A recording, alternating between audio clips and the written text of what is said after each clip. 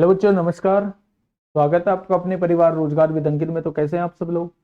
उम्मीद करता हूं कि आप सब लोग अच्छे होंगे, बेहतरीन होंगे, लाजवाब होंगे, एकदम बिंदास होंगे और साथ ही बहुत अच्छे से आप लोग अपनी पढ़ाई को कर रहे होंगे। तो एक बार सभी दोस्त बताएंगे कैसे हैं आप सब लोग, कैसी चल रही है दोस्त आप लोगों की पढ़ाई। कॉन्फिडेंस थोड़ा सा आ रहा है या अभी भी नहीं आ रहा है दोस्त? प्रैक्टिस सेट में आप लोगों को लगातार करा रहा हूँ। प्रैक्टिस दोस्त क्वेश्चंस की लगातार करा रहा हूँ। क्वेश्चंस के लेवल को दिखाने की कोशिश कर रहा हूँ कि इस लेवल का भी क्वेश्चन बन सकता है, तो हम ऐसे उससे निकल जाएंगे। तो मेरे दोस्त आप लोग लगातार क्लास करिएगा, लगातार प्रैक्टिस सेट करिएगा और घर पर भी थोड़ी सी प्रैक्टिस करिएगा। 1-1.5 घंटा, 2 घंटा, 2.5 घंटे जो है वो मैथ को जरूर दीजिएगा, क्योंकि 15 नंबर जो है वो कम नहीं होते हैं। आता कितना भी मैथ आपको आता है मेरे दोस्त, फिर भी मैथ को टाइम दीजिएगा। चाहे वो मिसलेनियस क्वेश्चन करने में दीजिएगा, चाहे वो किसी इंडिविजुअल क्वेश्चन करने में दीजिएगा, इंडिविजुअल चैप्टर को करने में दीजिएगा, चाहे किसी भी तरीके से आप लोग दीजिए, लेकिन मैथ को टाइम जरूर दीजिए। ऐसा नहीं है दोस्त मैथ पे हमारी बहुत अच्छे से कमांड है तो मैथ को हम ऐसे ही फ्री छोड़ देंगे। नहीं छोड़ना है। अगर फ्री छोड़ दिया तो दोस्त आपको फ्री कर देगा मैथ। मैथ वो चीज है कि अगर आपने प्रैक्टिस नहीं की तो आप लोगों को परेशानी में खड़ा कर सकता है मेरे साथी। मैथ और रीजनिंग को लगातार हम लोगों को बेटा टाइम देना होगा। ठीक ठीक है। चलिए, बहुत शानदार, बहुत शानदार, बहुत लाजवाब, काबिले तारीफ। ठीक है भाई, चलिए शुरुआत करते हैं अपने टॉपिक से। हम लोग जो है वो नंबर सिस्टम पढ़ रहे हैं। आज चौथी क्लास है, नंबर सिस्टम की चौथी ही है ना? हाँ, चौथी क्लास है दोस्त नंबर सिस्टम की। और मैंने आप लोगों को पढ़ाया है, अब तक मैं यूनिट डिजिट करा चुका हूं, क्लासिफिकेशन पूरा करा चुका हूं, प्लेस वैल्यू फेस वैल्यू पूरी करा चुका हूं। उसके बाद डिविजिबिलिटी रूल पढ़ा चुका हूं, डिविजिबिलिटी रूल के क्वेश्चंस करा चुका हूं। 7, 11, 13 का इंडिविजुअल रूल आप लोगों को बता चुका हूं। 3, 7, 11 का इंडिविजुअल रूल आप लोगों को बता चुका हूं। आप लोगों से यह भी मैंने कहा था कि 13 का रूल अगर आप लोग जानना ही चाहते हैं तो 13 का भी रूल बता दूंगा, जब क्वेश्चन के साथ दोस्त आप लोगों को बता दूंगा। एक क्वेश्चन ऐसा लाऊंगा जिसमें 13 का भी यूज हो रहा होगा और 7 का भी दोस्त यूज हो रहा होगा। लेकिन वो क्वेश्चंस हम लोग करेंगे कब? अब हम क्वेश्चंस करेंगे मिसलेनियस पार्ट में, क्योंकि अब मैंने कल पूरा दिन आप लोगों को क्वेश्चंस कराए थे। आज जो है वो हम लोग कॉन्सेप्ट की तरफ जो है वो थोड़ा सा बढ़ने की कोशिश करते हैं। ठीक है भाई, ध्यान से समझना चीजों को। बहुत बेहतरीन चीजों को मैं कराने की कोशिश करूंगा। पेन देना। बहुत बेहतरीन चीजें कराने की दोस्त मैं कोशिश करूंगा और एक बार में आप लोगों को समझ भी आएंगी, बस चीजें समझनी है। क्या है भाई, हिसाब किताब थोड़ा सा सुनिएगा मेरे साथी। मैं ये कहना चाहता हूं कि आप लोगों को कहीं भी a की पावर n माइनस बी की पावर n लिखा दिखाई दे और n एक विषम संख्या लिखी दिखाई दे, n एक विषम संख्या लिखी दिखाई दे, जैसे एग्जाम्पल के तौर पे मैं आप लोगों को बता देता हूं। एग्जाम्पल के तौर पे आप लोगों को बता देता हूं, कहीं आप लोगों को ये लिखा हुआ दिखाई दे 23 की पावर 13 है, -8 की पावर 13 है। अगर आप लोगों को ऐसे फॉर्मेट में क्वेश्चन दिखाई देता है, a की पावर n यानी 23 की पावर 13 माइनस b की पावर n यानी 8 की पावर 13, अगर इस फॉर्मेट में आप लोगों को क्वेश्चन कहीं दिखाई देता है और वो आपसे कहता है कि ये संख्या किससे विभाजित होगी, तो देख लेना बेटा, n अगर एक विषम संख्या है तो वो संख्या हमेशा a माइनस बी से विभाजित हो जाएगी। a माइनस बी का मतलब है 23 में से 8 जाएंगे तो ये संख्या हमेशा 15 से विभाजित होगी, हमेशा 15 से विभाजित होगी। और आप लोग ये भी जानते हैं, अगर कोई संख्या 15 से विभाजित होती है तो वो अपने गुणनखंड से भी विभाजित होगी, यानी 3 और 5 दोनों से विभाजित हो जाएगी। ये बात समझ में आ गई? मेरी बात को थोड़ा सा ध्यान से समझना मेरे दोस्त। पहला जो पॉइंट है वो ये कहता है कि अगर कोई भी क्वेश्चन आप लोगों को a की पावर n माइनस बी की पावर n के फॉर्मेट में दिया हुआ है और n जो है वो एक विषम संख्या दी हुई है, ओड नंबर दिया हुआ है, तो वो संख्या हमेशा a माइनस बी से डिवाइड हो जाएगी। ठीक है, बहुत बढ़िया, बहुत बढ़िया। हाँ, अब देखिए मेरी बात को थोड़ा सा समझने की कोशिश करना। क्वेश्चन क्वेश्चन दूसरा किस तरीके का बन सकता है? अगर आप लोगों को कभी भी a की पावर n माइनस बी की पावर n का फॉर्मेट दिया हुआ है और n एक सम संख्या दी हुई है, n क्या है? n एक इवन नंबर आप लोगों को दिया हुआ है, n एक सम संख्या आप लोगों को दी हुई है, तो आप बताएंगे कि वो संख्या हमेशा a माइनस बी से डिवाइड होगी, a प्लस बी से भी डिवाइड होगी और दोनों के प्रोडक्ट से भी डिवाइड हो जाएगी, दोनों के प्रोडक्ट से भी डिवाइड हो जाएगी। जैसे एग्जाम्पल के तौर पे मैं आप लोगों से बात करूं, तो मैंने कहा 23 की पावर 14 दिया हुआ है माइनस 7 की पावर 14 दिया हुआ है, 23 की पावर 14 दिया हुआ है माइनस 7 की पावर जो है वो 14 दिया हुआ है। तो आपने सबसे पहले क्या देखा, आपने देखा कि क्या क्वेश्चन जो है वो इस वाले फॉर्मेट का क्वेश्चन है।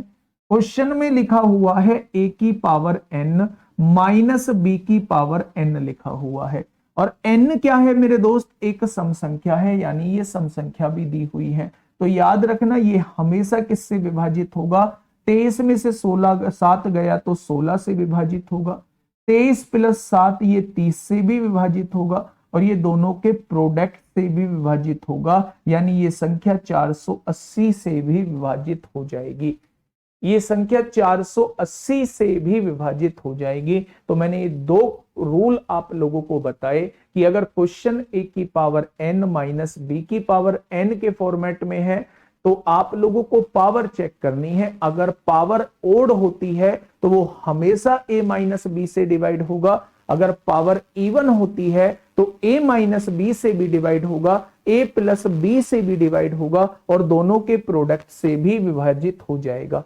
ये बात क्लियर है या नहीं? शानदार। वॉइस क्लियर आ रही है? वॉइस क्लियर है दोस्त? आप अपनी तरफ से एक बार चेक कर लीजिए।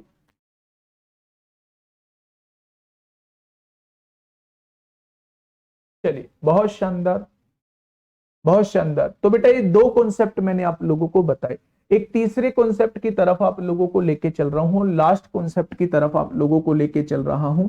तीसरा कॉन्सेप्ट ये कहता है अगर कहीं भी आप लोगों को a की पावर n दिख जाए प्लस b की पावर n दिख जाए और n एक विषम संख्या आप लोगों को दी हुई हो, n एक विषम संख्या आप लोगों को दी हुई हो, n एक ओड नंबर आप लोगों को दिया हुआ हो, तो मेरे दोस्त ये हमेशा a प्लस बी से डिवाइड होगा, हमेशा ये a प्लस बी से डिवाइड होगा। एग्जाम्पल के तौर पे आप लोगों को बता दूं, तीसरे का एग्जाम्पल अगर मैं देना चाहूं तो मैंने कहा 7 की पावर 29 और यहां पे मैंने कहा 3 की पावर 29, तो बताइए किस से डिवाइड होगा? ठीक है, 7 की पावर 29 प्लस 3 की पावर 29 ये किससे डिवाइड हो जाएगा? फटाफट बताएंगे मेरे साथी।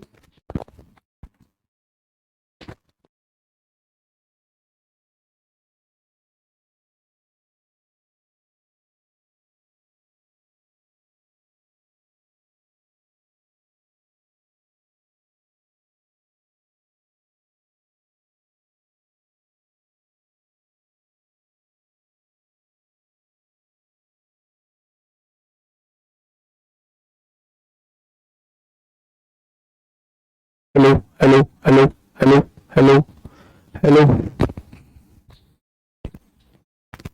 अब बताना भाई, अब ठीक है क्या? प्रैक्टिस सेट यूट्यूब पर होता है, एक बार अब सभी लोग बताएंगे क्या आवाज अब ठीक है? मेरे दोस्त जल्दी से बताएंगे क्या आवाज अब ठीक है? हाँ।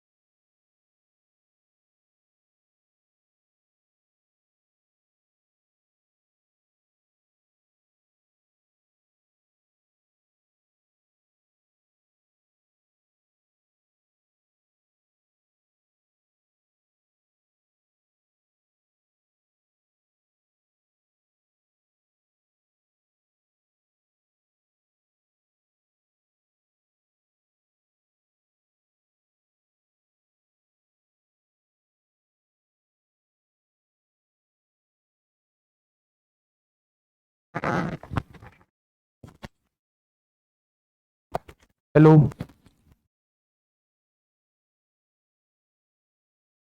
चलो भाई, लोगों को बताया कि अगर जो है आप लोगों को ए की पावर एन माइनस बी की पावर एन की कंडीशन दी गई हो और एन एक विषम संख्या दी गई हो तो वो हमेशा ए माइनस बी से डिवाइड होती है, ये आपको याद रखना होगा। ए की पावर एन माइनस बी की पावर एन के फॉर्म में क्वेश्चन दिया हो और एन एक सम संख्या दी हो तो वो हमेशा ए माइनस बी, ए प्लस बी और दोनों के प्रोडक्ट से भी विभाजित होगा। तीसरी बात, ए की पावर एन प्लस बी की पावर एन के फॉर्मेट में क्वेश्चन दिया गया हो और आप लोगों से एन एक विषम संख्या बोला गया हो तो वो हमेशा ए प्लस बी से डिवाइड होगा। यानी अगर मैं आपसे यहां पूछता हूं ये ए की पावर एन है प्लस बी की पावर एन है तो ये किससे डिवाइड होगा, तो ये हमेशा ए प्लस बी से डिवाइड होगा। यानी ये संख्या जो है वो 10 से पूरी पूरी डिवाइड हो जाएगी।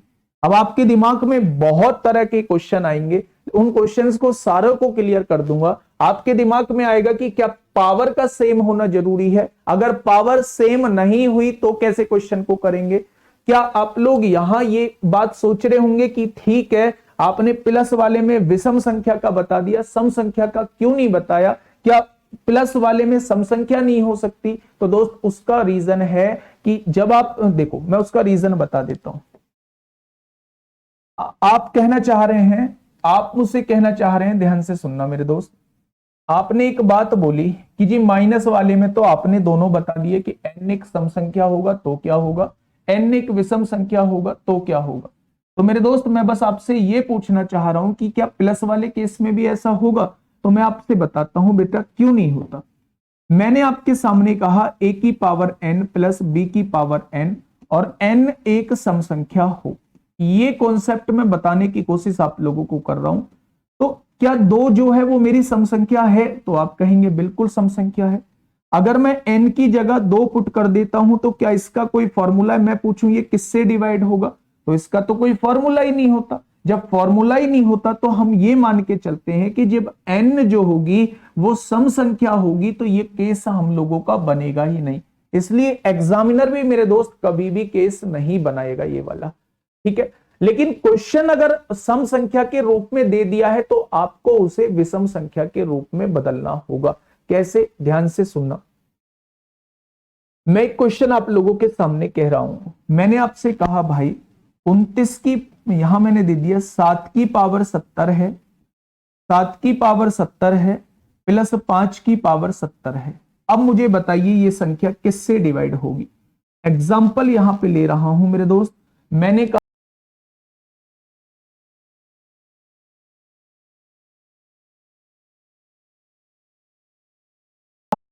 ईयरफोन में प्रॉब्लम हो रहा है तो ईयरफोन मत लगाओ भाई, आज की क्लास बिना ईयरफोन के कर लो है।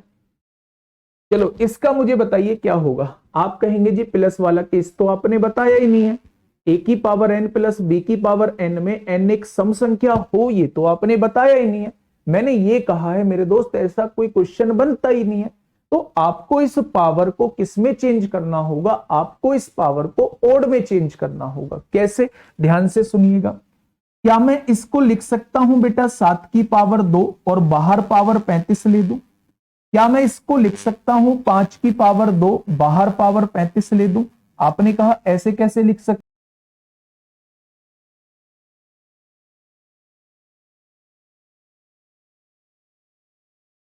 क्या यहां मैं इसे 49 की पावर 35 लिख सकता हूं, क्या मैं इसे यहां 25 की पावर 35 लिख सकता हूं।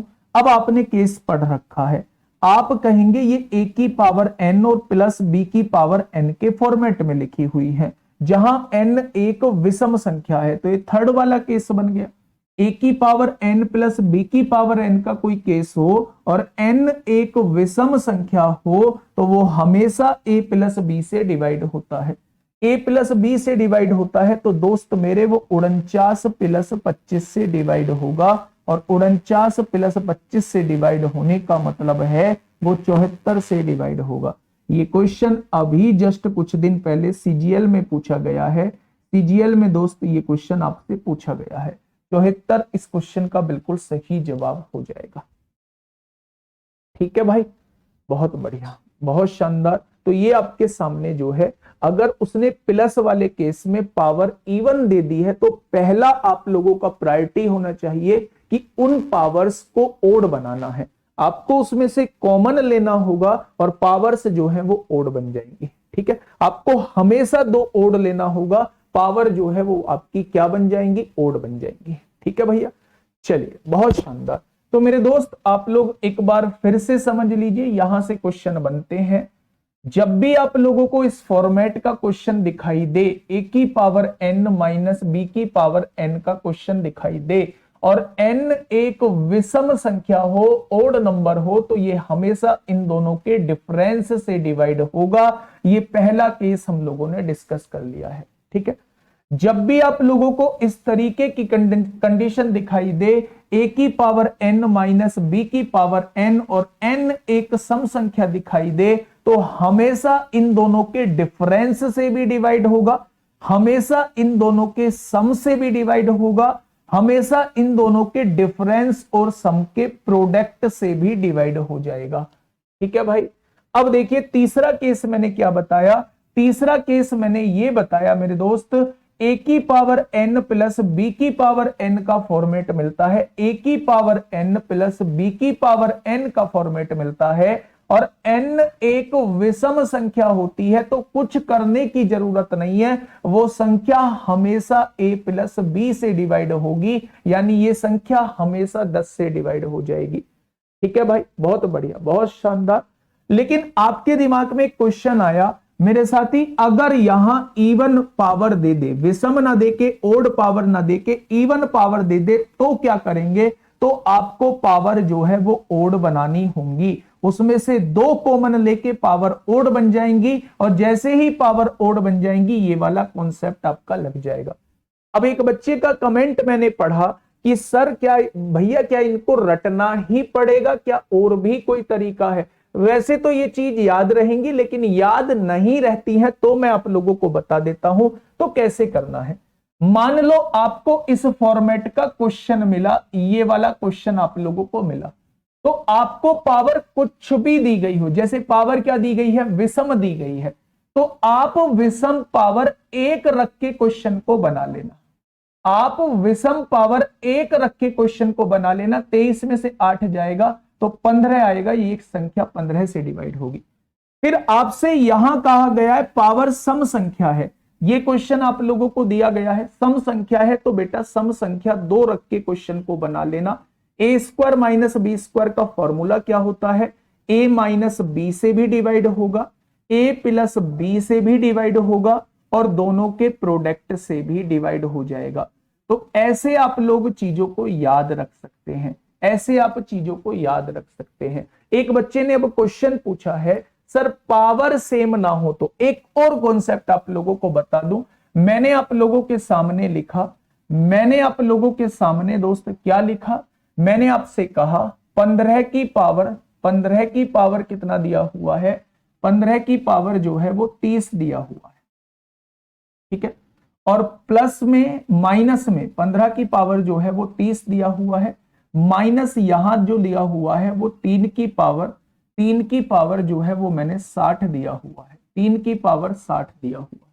यहां पावर मैंने 30 ले दी, यहां पावर मैंने 60 ले दी, तो मुझे ये बताइए ये संख्या किससे डिवाइड होंगी? अब तो पावर अलग अलग है, तो बेटा जब उसने पावर अलग अलग देगा तो वो कुछ ऐसी चीज आप लोगों को देगा जिससे पावर सेम हो जाएंगी। कैसे? अगर मैं यहां से ये कर दूं कि 15 की पावर 30 है ये वाला, क्या मैं इसका एक 2 पावर कॉमन ले सकता हूं? आपने 2 पावर कॉमन ले दी तो क्या यहां बाहर भी 30 हो जाएगा? होगा या नहीं? तो आप कहेंगे ये 15 की पावर 30 है, माइनस 3 की पावर 2 का मतलब 9 होता है, क्या यहां 9 की पावर 30 बन जाएगा? यानी मेरे दोस्त यहां भी पावर सेम हो चुकी है और यहां पावर सेम नहीं थी तो मैंने सेम बना दी है। अगर मैं यहां देखूं ये क्या कंडीशन लिखी हुई है, तो a की पावर n है और ये b की पावर n है और n क्या है, एक सम संख्या है। आपको नहीं पता, आपको रूल याद नहीं है, जैसे ही आपने देखा कि n एक सम संख्या है तो आपने वैल्यू 2 रख के चेक कर लिया ये संख्या किससे डिवाइड होगी। तो ए स्क्वायर माइनस बी स्क्वायर का फॉर्मूला आप कहेंगे ए माइनस बी से भी होगी, आप कहेंगे ए प्लस बी से भी होगी, आप कहेंगे दोनों के प्रोडक्ट से भी होगी। एकदम आपको पता चल जाएगा कि बच्चा ये a माइनस बी से भी होगी, a प्लस बी से भी होगी, एक a दोनों के प्रोडक्ट से भी होगी। तो a माइनस बी कितना, 15 में से 9 गया 6 से भी होगी, 15 और 9 24 से भी होगी, और 24 छिक्का कितने होते हैं 144 से भी ये संख्या डिवाइड हो रही होगी। तो ये इस क्वेश्चन का साथी जवाब हो जाएगा, ये इस क्वेश्चन का बिल्कुल सही जवाब हो जाएगा। देखो ये क्वेश्चन तो कभी नहीं खत्म होंगे। आप कह रहे हैं कि एक पावर विषम हो एक पावर सम हो, उससे भी क्वेश्चन बन जाएगा, उससे भी क्वेश्चन बन जाएगा। कैसे, सुन लो बेटा, आपका ये भी डाउट क्लियर कर देता हूं। आपका डाउट जो है वो हर एक क्लियर कर दूंगा, लेकिन डाउट जो होना चाहिए वो जेन्युइन डाउट आप लोगों का होना चाहिए। मैंने आप लोगों से कहा, मैंने आप लोगों से क्या कहा, मैंने आप लोगों से कहा 4 की पावर 13 है और 7 की पावर 26 है। मैंने आप लोगों से कहा 4 की पावर 13 है और 7 की पावर 26 है। एक पावर तो मैंने आप लोगों को ओड दे दी और एक पावर जो है मैंने इवन दे दी। अब आप बताइए किससे डिवाइड होगा, बताओ। मैंने दोनों पावर दे दी, एक पावर तो ओड दे दी और एक पावर जो है मेरे दोस्त इवन दे दी। अब मुझे ये बताइए किससे डिवाइड हो जाएगा। देखिए थोड़ा सा ध्यान से, हाँ वही तो बता रहा हूं भाई, सबके डाउट क्लियर कर दूंगा, बस मुझे पढ़ाने तो दो। आपने देखा कि ये 4 की पावर 13 लिखा हुआ है और प्लस वाले में विषम वाला केस ही आप लोगों को पता है, तो इसे विषम कैसे बनाएंगे, जब इसमें से 2 पावर कॉमन ले देंगे, बाहर 13 पावर हो जाएगी, होगी या नहीं। तो आप देखेंगे 4 की पावर 13 हो गया, 7 का वर्ग 49 होता है, 49 की पावर 13 हो गया। आप लोग पढ़ के आए हैं कि a की पावर n प्लस b की पावर n अगर फॉर्मेट बना हुआ हो और n एक विषम संख्या हो, विषम संख्या की बात कर रहा हूं, तो ये संख्या हमेशा a प्लस b से डिवाइड होगी। तो a प्लस b क्या हो जाएगा, 49 और 4 53 से हमेशा ये संख्या डिवाइड हो जाएगी। तो ये इस क्वेश्चन का जवाब हो जाएगा। आपका पहला क्वेश्चन ये था, अगर एक पावर सम हो एक पावर विषम हो तो कैसे क्वेश्चन को करेंगे, तो ये मैंने आपको बता दिया। आपका दूसरा क्वेश्चन ये था, अगर पावर सेम ना हो तो कैसे क्वेश्चन को करेंगे, ये मैंने आप लोगों को बता दिया। और 3 रूल मैंने आप लोगों को साथ ही बता ही दिए हैं। कहां है भाई वो 3 रूल, चलिए ये 2 क्वेश्चन आप अपनी कॉपी में छाप दीजिए। वो 3 रूल जो रहे होंगे वो ये रहे 3 रूल। तो डिविजिबिलिटी रूल में यहां से बहुत सारे क्वेश्चन बन रहे होते हैं, बस 3 रूल जो हैं, 3 रूल आपके दिलो दिमाग में होने चाहिए। ठीक है भैया, बहुत बढ़िया। भैया जी दोनों पावर, क्या दोनों पावर विभाजित, भाई ऐसे तो बहुत क्वेश्चन बन जाएंगे, फर्जी क्वेश्चन तो भाई बहुत बन जाएंगे मेरे दोस्त। जो मैंने क्वेश्चन ये बताए हैं बस केवल इतने ही टाइप के क्वेश्चन बन रहे होते हैं और उतने टाइप के दोस्त मैंने बता दिया है। 144 नहीं 135 आएगा, मल्टीप्लाई गलत होगी क्या, 144 दोनों का प्रोडक्ट कितना होगा भाई, डिफरेंस और सम का प्रोडक्ट, तो इन दोनों का प्रोडक्ट 144 ही होगा, बिल्कुल सही है। ठीक है, अब देखिए थोड़ा ध्यान से बच्चा, ये चीज याद रखना। अब देखिए दोस्त थोड़ा सा ध्यान से, अब जो है आप लोग एक छोटे से टॉपिक की हेडिंग डाल लीजिए फटाफट, फटाफट छोटे से टॉपिक की हेडिंग डालिए। मैंने पूछ रहा हूं नंबर ऑफ फैक्टर, फैक्टर की बात अब हम लोग करते हैं कि फैक्टर क्या होते हैं।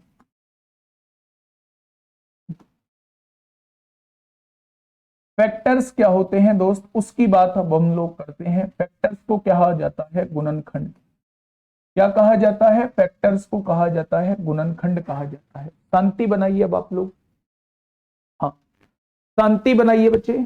144 कैसे आया बेटा, डिफरेंस जो आया है, सम जो आया है, दोनों के गुणा कर दोगे तो आपके पास वो संख्या आ जाएगी। ठीक है, अब आप ध्यान से सुनना मेरी बात को कि मैं क्या कहना चाह रहा हूं। फैक्टर हम लोग पढ़ने वाले हैं, गुणनखंड हम लोग पढ़ने वाले हैं। पिछले कुछ टाइम से जो है फैक्टर ट्रेंडिंग में बने हुए हैं, क्वेश्चन यहां से पूछे जाते हैं। ठीक है भाई, अब देखो मेरी बात को थोड़ा सा समझना। अगर मैं आप लोगों से कहता हूं, मैंने आप लोगों के सामने एक संख्या लिखी, वो संख्या कौन सी थी, वो संख्या थी मेरे दोस्त 72। मैंने आप लोगों से इसके गुणनखंड पूछने की कोशिश की, मैंने कहा भाई साहब इसके गुणनखंड कितने होंगे, इसके फैक्टर कितने होंगे।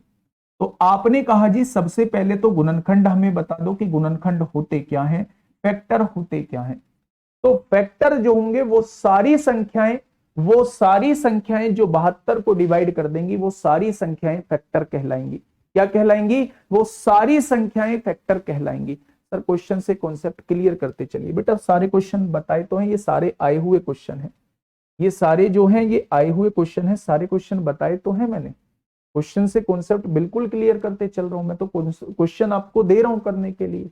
ऐसा थोड़ी है जब टाइप करा के लाऊंगा तभी आप क्वेश्चन करोगे। एक क्वेश्चन आपसे ये बन रहा होता है, देखो यहीं पे मैं आपको बता देता हूं एक क्वेश्चन वो आपसे ये कहता है कि 23 की पावर जो है, 23 की पावर 32 दिया हुआ, 23 की पावर 33 दिया हुआ है और प्लस में 9 की पावर जो है वो 33 दिया हुआ है। अगर इस संख्या को 16 से विभाजित करेंगे, अगर इस संख्या को 16 से विभाजित करेंगे तो क्या शेष बचेगा? अगर इस एक्सप्रेशन को 16 से विभाजित करेंगे तो क्या शेषफल बचेगा? तो क्या शेषफल बचेगा? क्या शेषफल बचेगा वो आपसे ये पूछना चाह रहा है। तो क्या शेष बचेगा वो आपसे मेरे दोस्त ये पूछना चाह रहा है। ये एक्सप्रेशन आप लोगों के सामने दे दिया, ये एक्सप्रेशन आप लोगों के सामने दे दिया और आपसे कहा अगर इस संख्या को 16 से विभाजित करेंगे तो क्या शेषफल बचेगा। तो बच्चे फिर आप लोग क्या करेंगे, आप लोग अपने जो मैंने कॉन्सेप्ट बताया है उस पर जाएंगे। आपने कहा ये a की पावर n प्लस b की पावर n का फॉर्मेट है और n जो है वो एक विषम संख्या है, n जो है वो एक विषम संख्या है। तो आपको एकदम से कॉन्सेप्ट ध्यान आया कि ये a प्लस बी से डिवाइड होगा और a प्लस बी से डिवाइड होने का मतलब है ये 23 प्लस 9 से डिवाइड होगा और 23 प्लस 9 से डिवाइड होने का मतलब है ये 32 से पूरा पूरा डिवाइड होगा और अगर ये 32 से पूरा पूरा डिवाइड होगा तो 32 के सभी गुणनखंड से पूरा पूरा डिवाइड होगा, यानी ये 16 से भी पूरा पूरा डिवाइड होगा और अगर ये 16 से पूरा पूरा डिवाइड होगा तो शेषफल जो है वो 0 बनेगा। ये क्वेश्चन यहां से बन रहे होते हैं, ये क्वेश्चन मेरे दोस्त यहां से बन रहे होते हैं। तो वो आपसे इस फॉर्मेट में भी क्वेश्चन दे सकता है तो भी आप लोग आसानी से कर लेंगे, पॉइंट में कभी नहीं देगा। वो आपसे इस फॉर्मेट में भी दे सकता है तो भी आप क्वेश्चन को कर लेंगे। वो आपसे ये भी कह सकता है पावर सेम ना हो तो भी आप क्वेश्चन को कर लेंगे। एक पावर इवन एक पावर ओड हो तो भी आप क्वेश्चन को कर लेंगे। ठीक है भैया, अब कोई केस आपका नहीं बनता है। अब हम इस पे आ जाते हैं, सुनिएगा मुद्दे की बात को।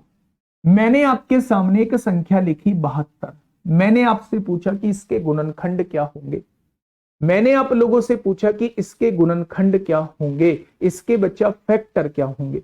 तो सबसे पहले हमें गुणनखंड के बारे में पता होना चाहिए। बच्चे वो सारी संख्या गुणनखंड कहलाती हैं जो इसको पूरा पूरा विभाजित कर देंगी, जो इसको पूरा पूरा डिवाइड कर देंगी।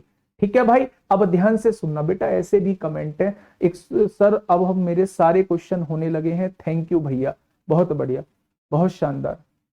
ठीक है, आप उलझो मत, आप ये मत सोचो बच्चा हर एक क्वेश्चन होगा। आप कोई सी भी बुक को उठा लो और मेरे नोट्स उठा लो, एक भी क्वेश्चन ऐसा नहीं होगा जो आपका नोट से बाहर हो जाए।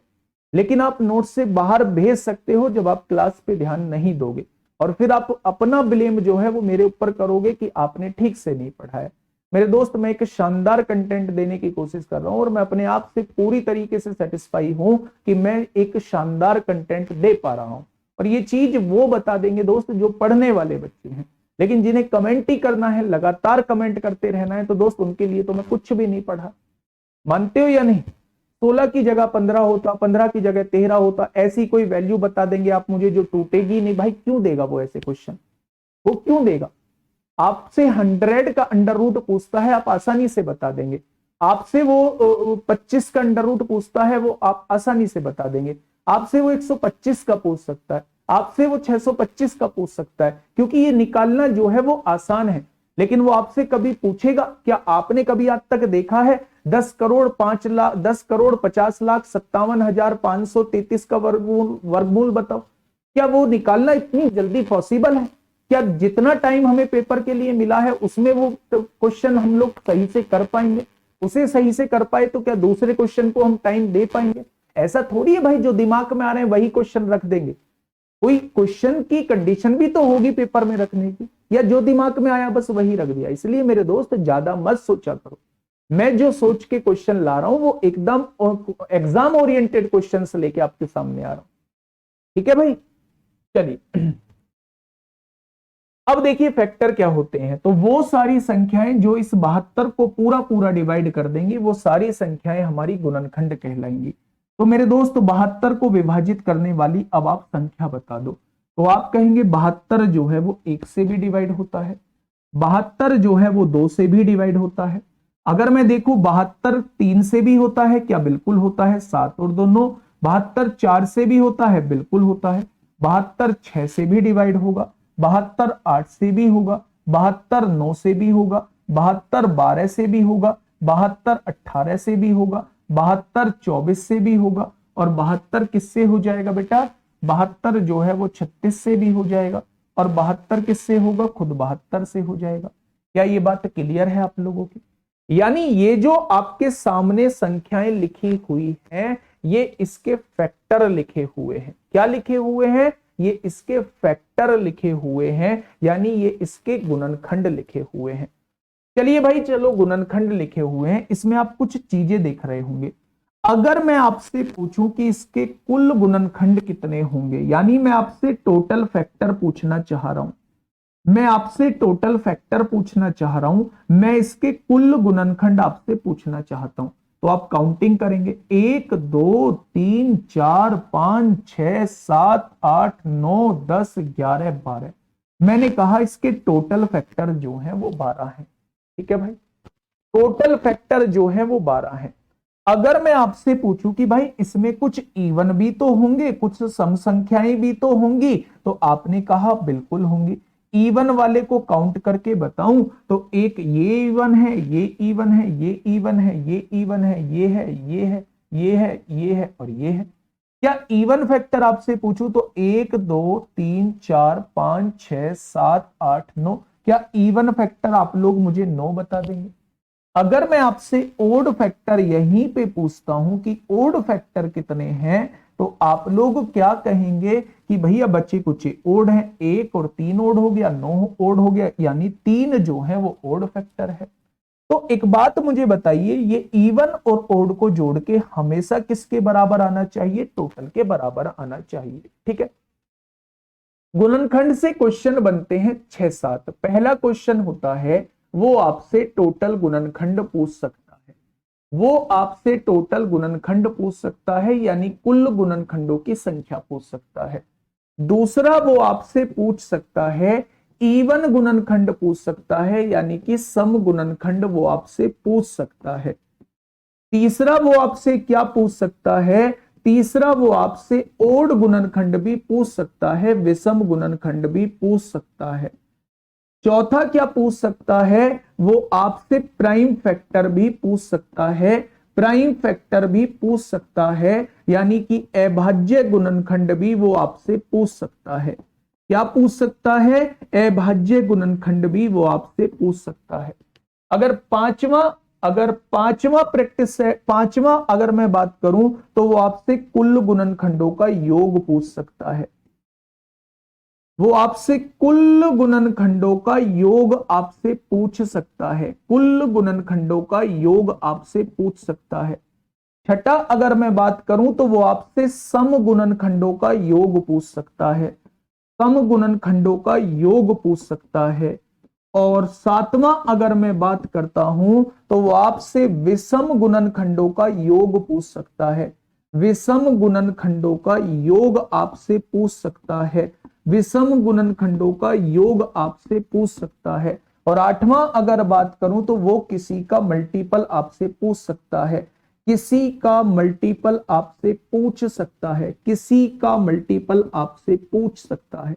ये फैक्टर से 8 क्वेश्चन बन रहे होते हैं, ये फैक्टर से 8 क्वेश्चन बन रहे होते हैं मेरे दोस्त।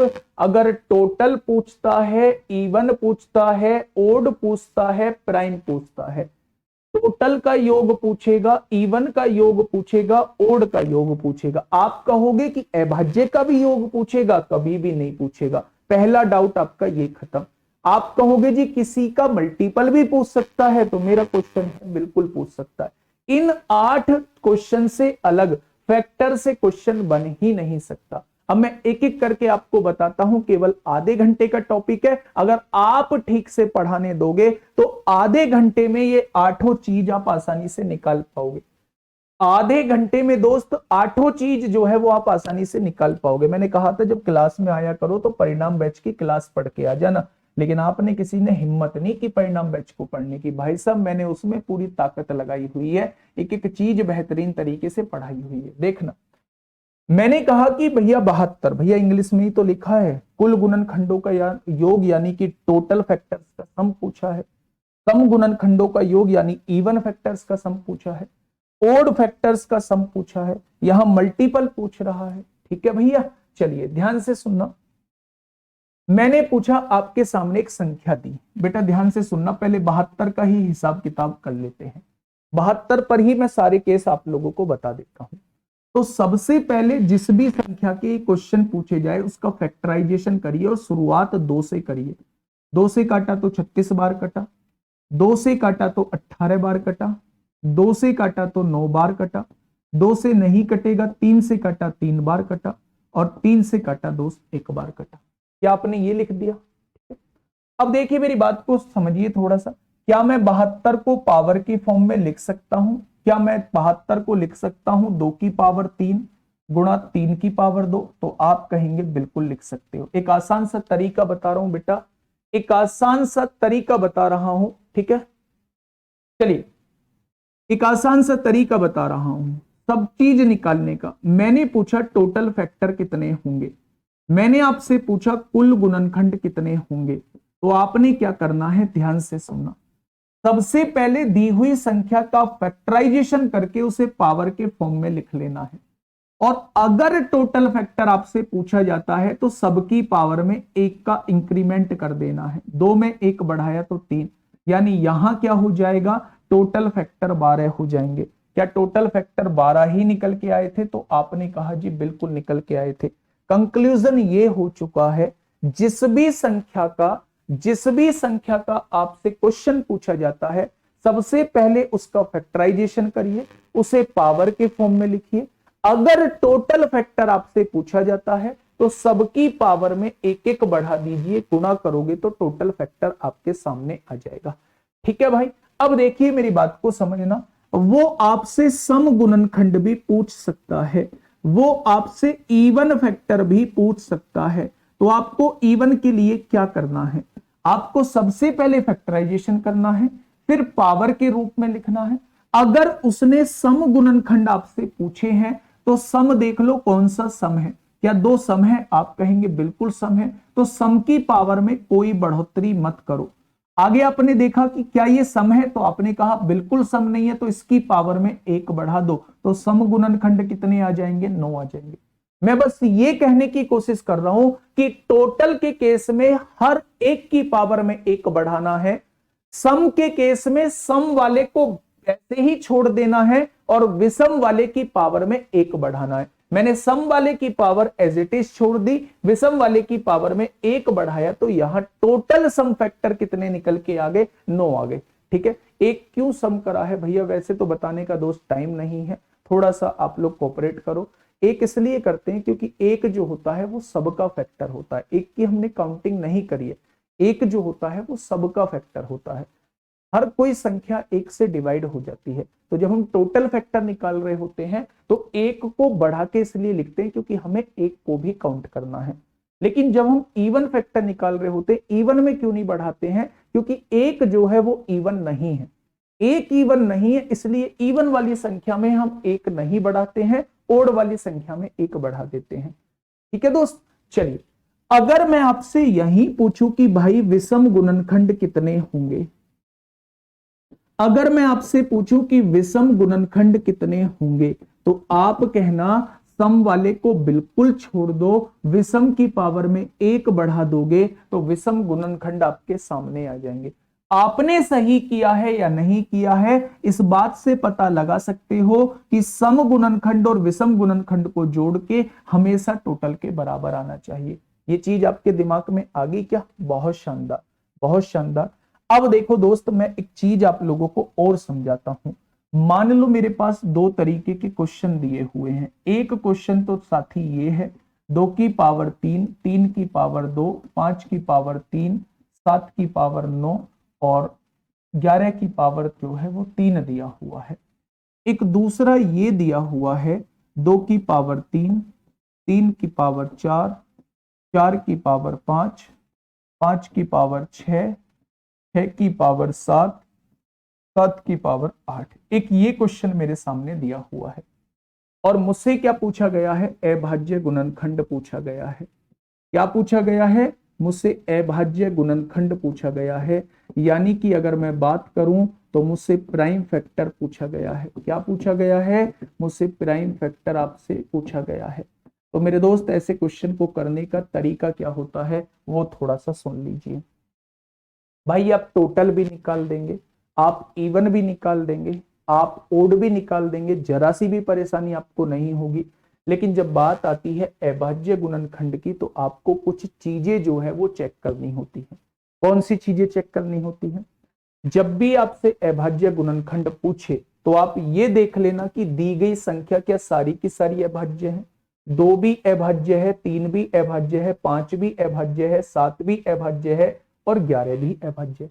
अगर दी गई संख्या सारी की सारी अभाज्य है तो बस पावर को जोड़ देना, वही उसके अभाज्य गुणनखंड आ जाएंगे। 3 और 2 5 और 3 8 और 9 17 और 3 20। क्या इसके अभाज्य गुणनखंडों की संख्या 20 आ जाएगी? तो इस क्वेश्चन का जवाब हो जाएगा 20। ठीक है भाई, इसमें तो कोई दिक्कत ही नहीं थी। मैं बस ये कहने की कोशिश कर रहा हूं कि अगर आप अभाज्य गुणनखंड निकालना चाहते हो तो आप बस ये चेक कर लो कि सारी की सारी संख्या अभाज्य दी हुई है क्या। अगर सारी की सारी संख्या अभाज्य दी हुई है तो केवल उनकी घात को जोड़ दो, वही आपके सामने अभाज्य गुणनखंडों की संख्या निकल के आ जाएगी। लेकिन मेरे दोस्त, अगर अगर आपके सामने दी गई संख्या सारी अभाज्य नहीं है तो फिर मेरे साथी आप लोगों को अभाज्य बनाना पड़ेगा। कैसे बनाओगे? ये तो अभाज्य है, इसे ऐसे का ऐसे ही लिख दो। ये भी अभाज्य है, इसे ऐसे का ऐसे ही लिख दो। जब आप इसको देखोगे तो 4 को बेटा तोड़ दो, 2 की पावर 2 में तोड़ दो। बाहर पावर कितनी है? 5 है, 5 लिख दो। ये भी अभाज्य है, इसे भी ऐसे का ऐसे ही लिख दो। अगर आप 6 को तोड़ोगे तो 2 गुणा 3 में तोड़ दोगे और इन दोनों की पावर 7 लगा दोगे और आप कहोगे 7 भी अभाज्य है, उसे ऐसे का ऐसे ही लिखा रहने दो। कोई दिक्कत है? चलिए, 2 की पावर 3 हो जाएगा, यहां 3 की पावर 4 हो जाएगा। ये बात दिमाग में सेट करना कि पावर की पावर होती है तो गुणा हो जाती है, 5 दूनी 10 होगा, 5 की पावर 6 होगा गुणा में। यहां देखेंगे तो ये 2 की पावर 7 हो जाएगा। भाई होल पावर है तो 2 पे भी पावर 7 लगेगी और 3 पर भी पावर 7 लगेगी और यहां पहले से ही 7 की पावर। अब आप लोगों से कहा है अभाज्य गुणनखंड, तो क्या सारी की सारी संख्या अभाज्य है? तो आप कहेंगे ये तो सारी की सारी अभाज्य है, तो बस अब केवल घात को जोड़ना बाकी है। यानी कि 8 और 7 15 और 7 22 और 6 28, 2 10 38, 38 और 4 42, 42 और 3 45। क्या टोटल नंबर ऑफ अभाज्य गुणनखंड जो है वो 45 आ जाएंगे?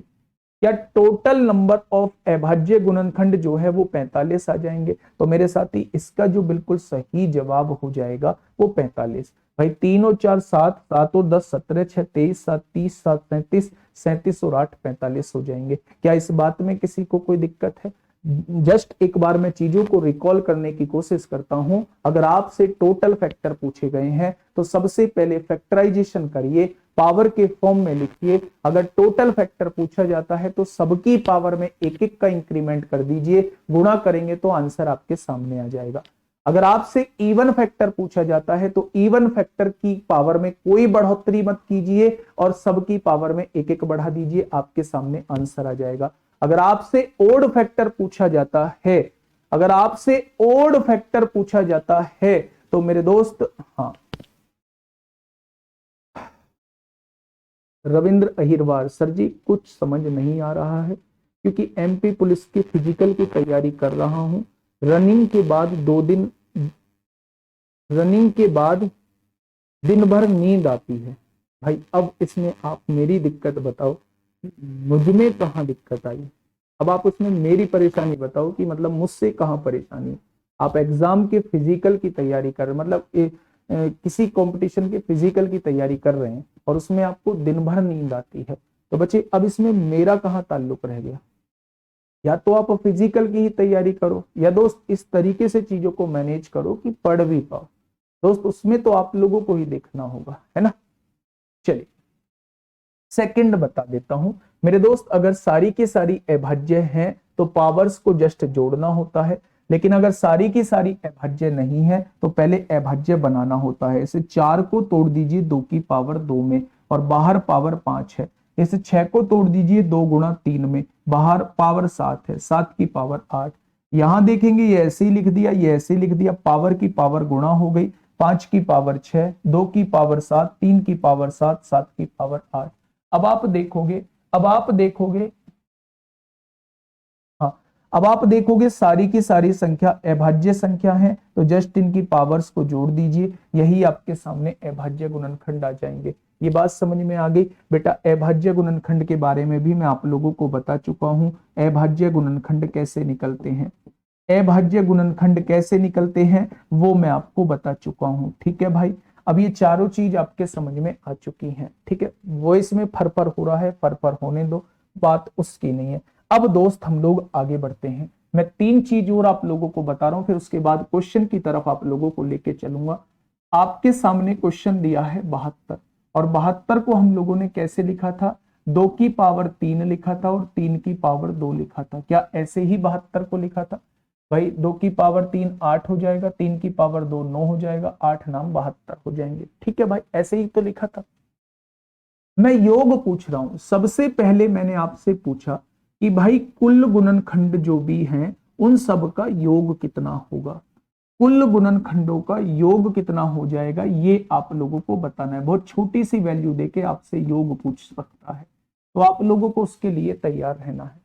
सबसे पहले आप जिस भी वैल्यू के गुणनखंडों का योग आपसे पूछा जाए, आप क्या करिए, उसे पावर के रूप में लिख दीजिए फैक्टराइजेशन करके। ठीक है भाई, अब आप ये करिए कि शुरुआत 0 से करिए, 2 की पावर 0, वहां तक जाइए जहां तक पावर लिखी हुई है, 2 की पावर 1, 2 की पावर 2 और 2 की पावर 3। क्या आपने लिख दिया?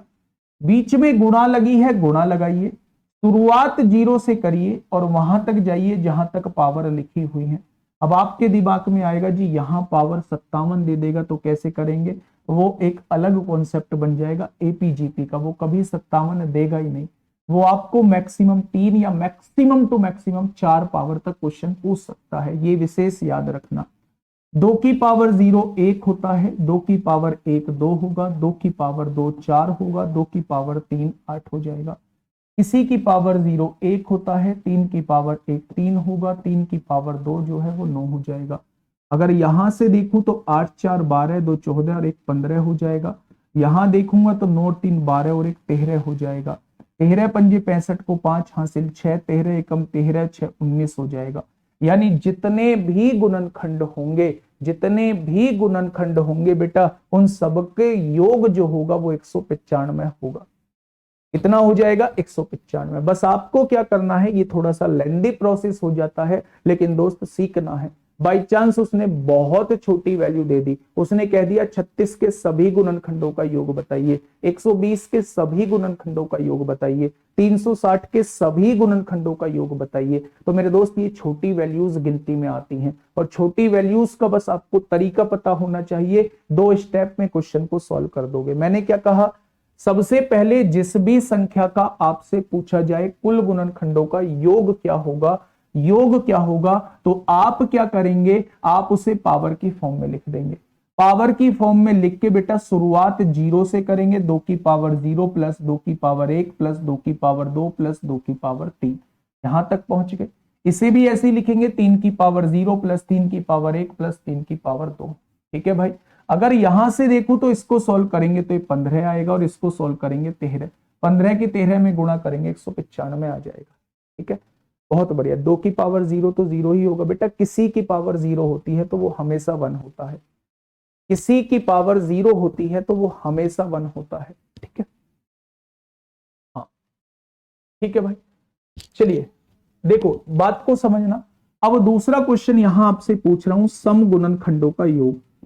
समगुणनखंडों का योग पूछ रहा हूं, जितने भी टोटल इवन फैक्टर हैं उन सब का योग कितना होगा, मैं आपसे ये पूछना चाह रहा हूं। समगुणनखंडों का योग आपसे पूछना चाह रहा हूं बेटा, योग कितना हो जाएगा। तो ध्यान देना मैं क्या कहना चाह रहा हूं। अगर सम पूछा जाता है तो सम देखो कौन सी वैल्यू है, आप कहेंगे सम ये वैल्यू है, तो इसकी शुरुआत 0 से मत करना। क्यों मत करना, किसी की पावर 0 1 होता है और 1 जो है वो सम नहीं होता है इसकी, इसलिए सम की शुरुआत जो करेंगे वो हम 1 से करेंगे। सम की शुरुआत 1 से करेंगे और वहां तक जाएंगे जहां तक पावर दी हुई है। विषम की शुरुआत दोस्त हम लोग 0 से करेंगे और वहां तक जाएंगे जहां तक पावर दी हुई। कोई दिक्कत। अब देखिए थोड़ा ध्यान से, 2 की पावर 1 2 होगा, 2 की पावर 2 4 होगा, 2 की पावर 3 8 होगा, 3 की पावर 0 1 होगा, 3 की पावर 1 3 होगा, 3 की पावर 2 9 हो जाएगा। ठीक है, अब देखना मेरी बात को समझना, 8 4 12 और 2 14 हो जाएगा, 9 3 12 और 1 13 हो जाएगा, 13 चौका 52 को 2 हासिल 5, 13 एकम 13 और 5 18 हो जाएगा। क्या इन सब का योग 182 हो जाएगा?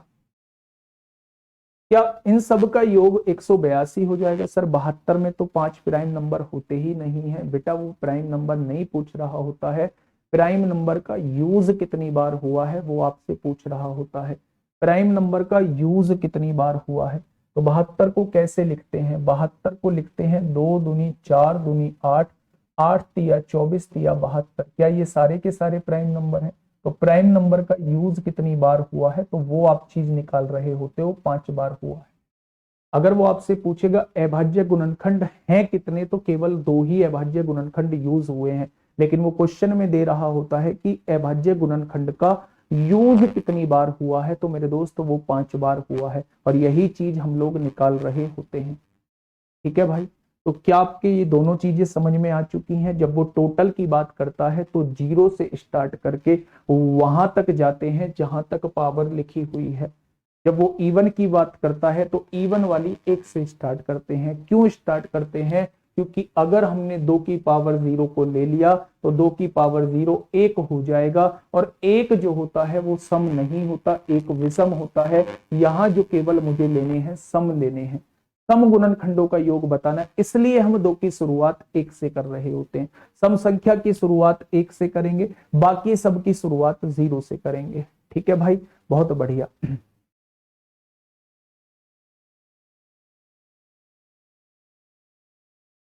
चलिए ये बात समझ में आ गई। अब लास्ट इसी में बचता है, लास्ट इसी में बचता है मेरे दोस्तों, विषम गुणनखंड कैसे निकालते हैं। तो विषम गुणनखंड कैसे निकालते हैं, अभी क्वेश्चन से प्रैक्टिस हो जाएगी, इसके बाद बहुत सारे क्वेश्चन आपको कराऊंगा। तो विषम गुणनखंड कैसे निकालते हैं, तो विषम गुणनखंड में बेटा सम को बिल्कुल छोड़ देते हैं। विषम गुणनखंड में सम को बिल्कुल छोड़ देंगे। विषम की शुरुआत 0 से करेंगे, 3 की पावर 0, 3 की पावर 1 और 3 की पावर 2। यहां से देखेंगे 3 की पावर 2, 3 की पावर 0 1 होता है, 3 की पावर 1 3 होगा, 3 की पावर 2 9 हो जाएगा। तो यहां से जो विषम गुणनखंड आएंगे वो 113 योग आएगा। याद रखना सम और विषम को जोड़ के हमेशा टोटल के बराबर आएगा, सम और विषम को जोड़ के हमेशा टोटल के बराबर आएगा।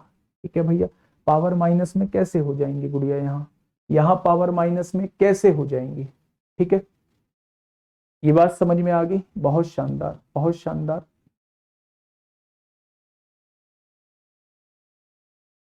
चलिए बहुत शानदार। ठीक है, तो ये 3 चीजें आप लोगों के पास हैं, ये 4 चीजें, पहले 4 चीजें बच्चे मैं आप लोगों को यहां बता चुका था, 4 चीजें पहले यहां बता चुका था आप लोगों को।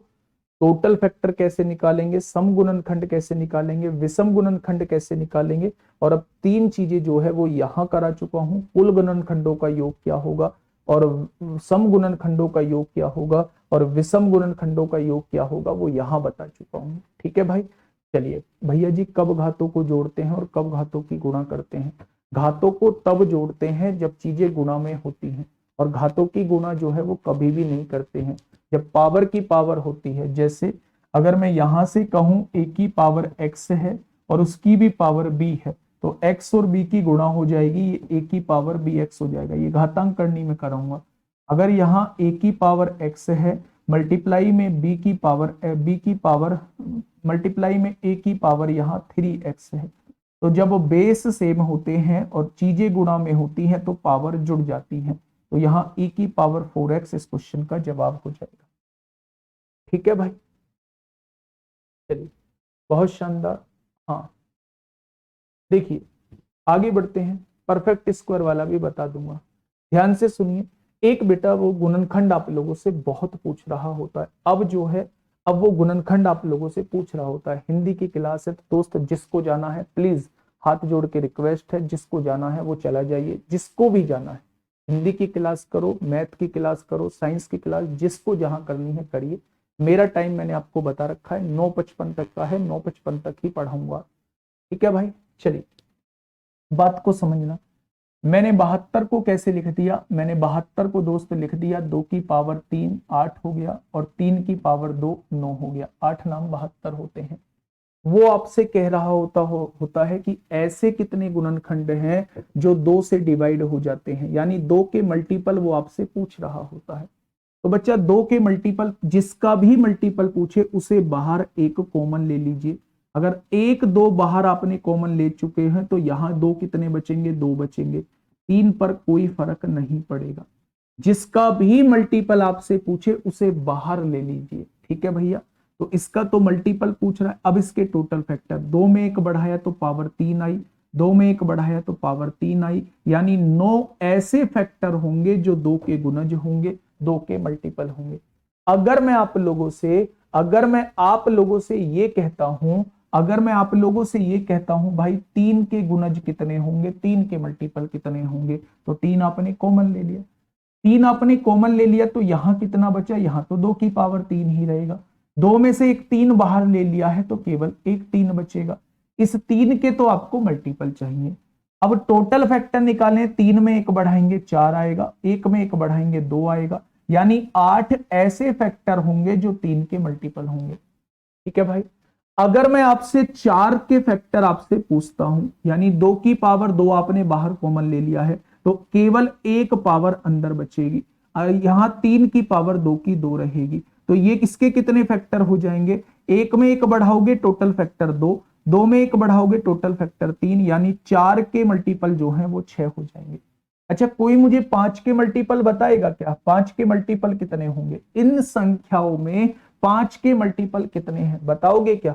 तो आप कहोगे जी 5 कॉमन लेंगे, लेकिन ले कहां से, यहां तो 5 ही मौजूद नहीं है, और जब 5 मौजूद नहीं है तो बेटा 5 के मल्टीपल 0 हो जाएंगे, क्योंकि कॉमन ही नहीं आ रहा है, और कॉमन नहीं आ रहा है तो इसके मल्टीपल जो हो जाएंगे वो 0 हो जाएंगे। ठीक है, अगर वो आपसे देखना,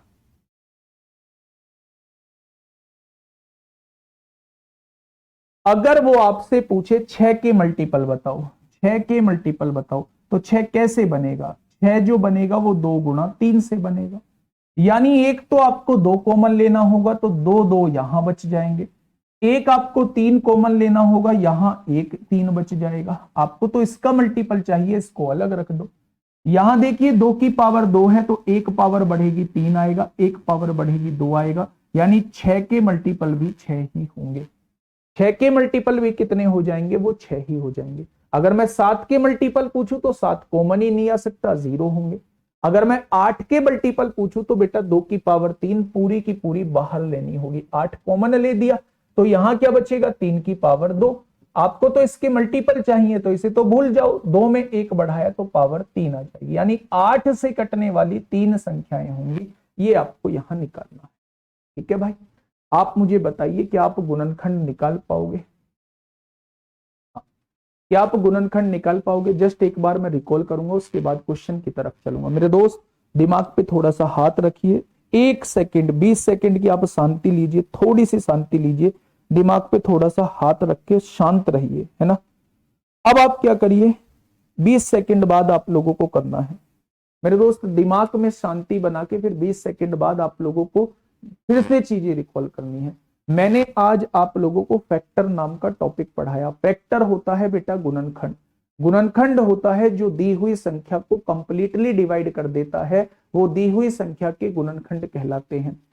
पहला क्वेश्चन वो आपसे टोटल फैक्टर पूछता है, तो आपको दी हुई संख्या को फैक्टराइजेशन रूप में लिख के पावर की फॉर्म में लिख देना है। सबकी पावर में एक एक का इंक्रीमेंट करोगे तो टोटल फैक्टर आ जाएगा। सबकी इवन की पावर में कोई इंक्रीमेंट नहीं करना, ओड की पावर में एक का इंक्रीमेंट करना है तो आपके पास इवन फैक्टर आ जाएगा। ओड के केस में इवन को बिल्कुल छोड़ देना है, ओड की पावर में एक का इंक्रीमेंट कर देना है तो आपके पास ओड फैक्टर आ जाएगा। प्राइम के केस में, प्राइम नंबर के केस में फैक्टराइजेशन में देखना है, अगर सारे नंबर्स प्राइम नंबर के रूप में लिखे हुए हैं तो केवल उनकी घातों को जोड़ देना है, और अगर सारे नंबर प्राइम नंबर के रूप में नहीं लिखे हुए हैं तो पहले उन्हें प्राइम नंबर के रूप में लिखना है, फिर सब घातों को जोड़ देना है। उसके बाद कुल गुणनखंडों का योग आपसे पूछेगा, तो शुरुआत 0 से करनी है, जहां तक पावर दी हुई है वहां तक जाना है। सम के केस में सम की पावर को शुरुआत 1 से करनी है, वहां तक जाना है जहां तक दिया हुआ है। विषम के केस में सम को बिल्कुल छोड़ देना है। ये बात आपको समझ में आ गई। मल्टीपल के केस में जिसका भी मल्टीपल आपसे पूछा जाए जस्ट उसको बाहर कॉमन ले लेना है। अगर बाहर कॉमन ले लेंगे तो जो अंदर बचेगा उसके टोटल फैक्टर निकाल दीजिए। आपसे 2 का गुणनखंड पूछा तो 1 2 आपने बाहर कॉमन ले लिया, तो यहां कितने 2 बचेंगे, यहां 2 2 बचेंगे, 3 की पावर 2 एज इट इज बचेगा। अब जो है मेरे दोस्त, इसमें आप टोटल फैक्टर निकाल लो। 2 में 1 जोड़ा 3 आया, 2 में 1 जोड़ा 3 आया, टोटल फैक्टर कितने हो गए, 9 हो जाएंगे। यानी 9 ऐसे फैक्टर होंगे जो 2 के मल्टीपल होंगे। ठीक है भाई, ये बात समझ में आ गई, बहुत बढ़िया, बहुत शानदार। अब मैं आपको कुछ क्वेश्चंस दे रहा हूं, वहां से चीजें समझ में आ जाएंगी, विश्व का कोई सा भी टीचर आप लोगों के सामने आ जाए, जब तक आप खुद नहीं पढ़ोगे तब तक चीजें समझ में नहीं आएंगी। ये हम लोगों की मेंटेलिटी सेट हो जाती है कि हमें राहुल सर से पढ़ना है, हमें अंकित भाटी सर से पढ़ना है, हमें दीपक सर से पढ़ना है। ठीक है, ये मेंटेलिटी है, इसके अलावा कुछ नहीं है दोस्त। रिजल्ट इसका 0 होगा, आउटपुट 0 होगा, इस बात को दिमाग में सेट कर लेना। जब तक खुद से नहीं पढ़ोगे, जब तक दुनिया की कोई ताकत आप लोगों को नहीं पढ़ा सकती है। और ये बात जितनी जल्दी समझ लोगे उतनी जल्दी फायदे में रहोगे, अगर लेट समझोगे तो मामला बिगड़ जाएगा। फटाफट मुझे बताइए क्वेश्चन नंबर 50 का जवाब क्या होगा। क्वेश्चन नंबर 50 का बिल्कुल सही जवाब क्या होगा।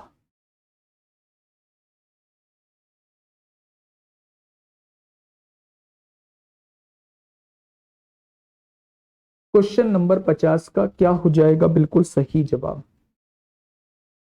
देखिए मेरे दोस्त, 1200 में कुल कितने गुणनखंड होंगे। सबसे पहले 1200 को तोड़ लो।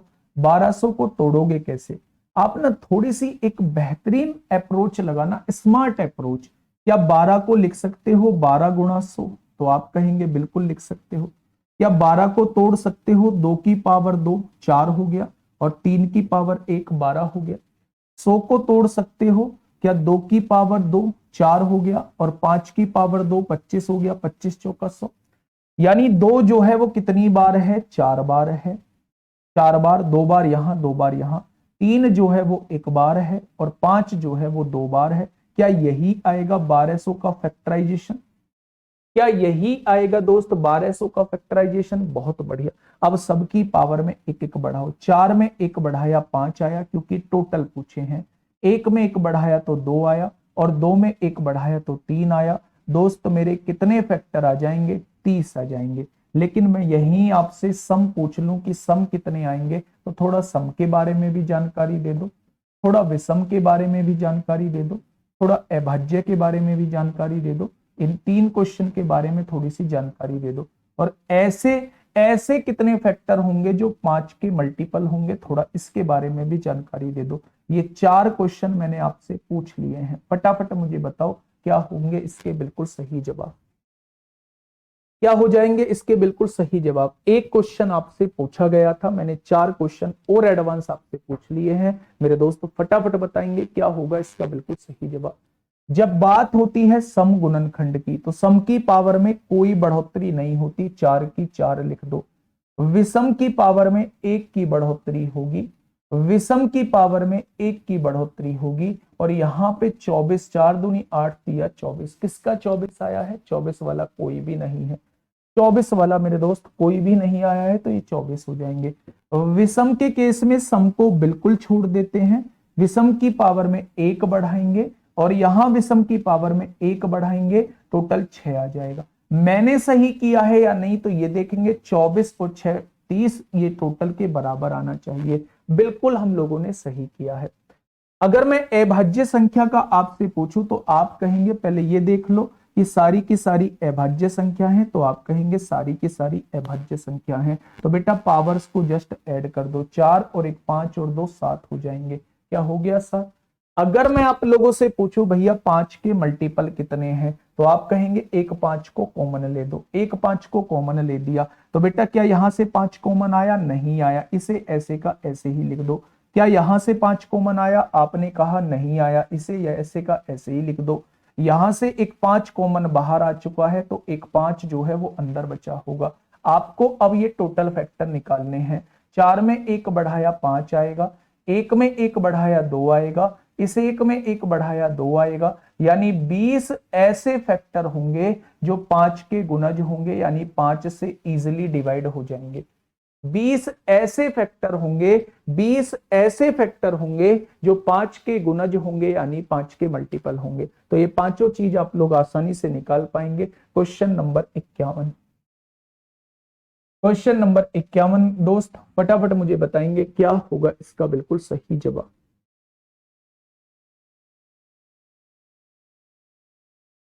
Question number 51। भाई इतने बड़े अंग्रेज कैसे बन रहे हो मेरे दोस्त? सम मतलब इवन, अभी सारी चीजें बता के आया हूं। विषम मतलब ओड, अभाज्य मतलब प्राइम, और 5 के मल्टीपल यानी 5 के मल्टीपल। ऐसे थोड़ी यार, यहाँ भारत के निवासी हो या कहीं युगांडा पुगांडा से आए, यहीं के निवासी हो ना, तो थोड़ा बहुत तो इंग्लिश हिंदी भी समझ सकते हो। मैं इंग्लिश में जहां टर्म्स की जरूरत है मैं वहां टर्म्स का यूज कर रहा हूं, तो थोड़ा बहुत हिंदी भी समझ लो मेरे साथी, हिंदी भी काम आएगी। 3 के फैक्टर कितने होंगे? बढ़िया क्वेश्चन पूछा है। 3 के फैक्टर निकाल लो। 3 कॉमन लेना पड़ेगा गुड़िया। यहां से क्या 3 कॉमन आएगा? नहीं आएगा। 2 की पावर 4 रहेगा। यहां से 3 कॉमन आ गया, वो बाहर आ चुका है। 5 की पावर 2 बचेगा। इसके तो फैक्टर निकालने, 4 में 1 बढ़ाएंगे 5 आएगा, 2 में 1 बढ़ाएंगे 3 आएगा। टोटल 15 फैक्टर ऐसे होंगे जो 3 के मल्टीपल होंगे, जो 3 के मल्टीपल होंगे। ठीक है भाई। नेक्स्ट 51 आपके सामने है। अब जो पूछ रहा है, अब जब जो पूछ रहा है मेरे दोस्त वही आपको निकालना है, क्योंकि एक क्वेश्चन में मैं आपको बता चुका हूं। ठीक है भाई, चलिए देखिए क्वेश्चन कहना क्या चाह रहा है। क्वेश्चन कहना क्या चाह रहा है समझिए। 4200 में 42 को कैसे लिखेंगे? 42 गुणा 100 लिखेंगे। कोई दिक्कत? तो कोई दिक्कत नहीं। 42 को लिखने का तरीका 2 तिया 6, 6 सत्ते 42 होता है। 100 को लिखने का तरीका 2 दूनी 4, 4 पंजे 20 और 20 पंजे 100 होता है। क्या ऐसे ही चीजें लिखी जाएंगी? अगर मैं आप लोगों से ये कहूं कि 2 कितनी बार है, तो आप कहेंगे 2 जो है वो 3 बार है। अगर मैं आपसे कहूं 3 कितनी बार है, तो 1 बार है। 5 कितनी बार है, तो 2 बार है। और 7 कितनी बार है, तो 2 बार है। क्या ऐसे ही 7 1 बार है? 7 जो है वो मेरे दोस्त 1 बार है भाई। 2 कितनी बार? 3 बार। 3 कितनी बार? 1 बार। 5 कितनी बार? 2 बार। 7 कितनी बार? 1। लिख दिया आपने। क्वेश्चन ने कहा है सम गुणनखंडों की संख्या, इवन फैक्टर वो आपसे पूछना चाहता है। तो बेटा सम यही है बस, केवल इसकी पावर में कोई बढ़ोतरी मत करो, बेचारे को ऐसे ही रहना दो। बाकी सबकी पावर में एक एक की बढ़ोतरी कर दो। ये आपके सामने सम गुणनखंड आ जाएंगे। 3 दूनी 6 तिया 18 दूनी 36 हो जाएगा। बेटा इसका जवाब क्या हो जाएगा मेरे दोस्त? 36 इस क्वेश्चन का बिल्कुल सही जवाब हो जाएगा। Option number D is the correct answer. Question number 4 कितना? 52। बताइए 360 में आप लोगों से क्या पूछ रहा है? 360 में दोस्त आप लोगों से विषम गुणनखंडों की संख्या पूछ रहा है। तो 360 को कैसे लिखेंगे? 360 को लिखेंगे 36 गुणा 10, 360 हो जाएगा। 36 को लिखने का तरीका 2 दूनी 4 होंगे, 4 तिया 12 होंगे, 12 तिया 36 होंगे, और 10 को लिखने का तरीका 2 पंजे 10 होंगे। होगा या नहीं? अगर मैं 2 की संख्या की काउंटिंग करता हूं तो 3 बार आएगा, अगर मैं 3 की संख्या की काउंटिंग करता हूं तो 2 बार आएगा, और अगर 5 की संख्या की काउंटिंग करता हूं तो 1 बार आएगा। ठीक है भाई। विषम गुणनखंड पूछा है तो सम को बिल्कुल छोड़ना होगा, विषम की पावर में एक एक बढ़ाना होगा। अगर विषम की पावर में एक एक बढ़ा देंगे तो 6 क्या आ जाएगा, विषम गुणनखंड आ जाएगा। 6 क्या आ जाएगा बच्चे, विषम गुणनखंड आ जाएगा। क्या ये बात आप लोगों की क्लियर है? तो आप लोग कहेंगे ये बात हम लोगों की क्लियर है। क्वेश्चन नंबर 53, क्वेश्चन नंबर 53, फटाफट मुझे बताइए क्या होगा इस क्वेश्चन का बिल्कुल सही जवाब।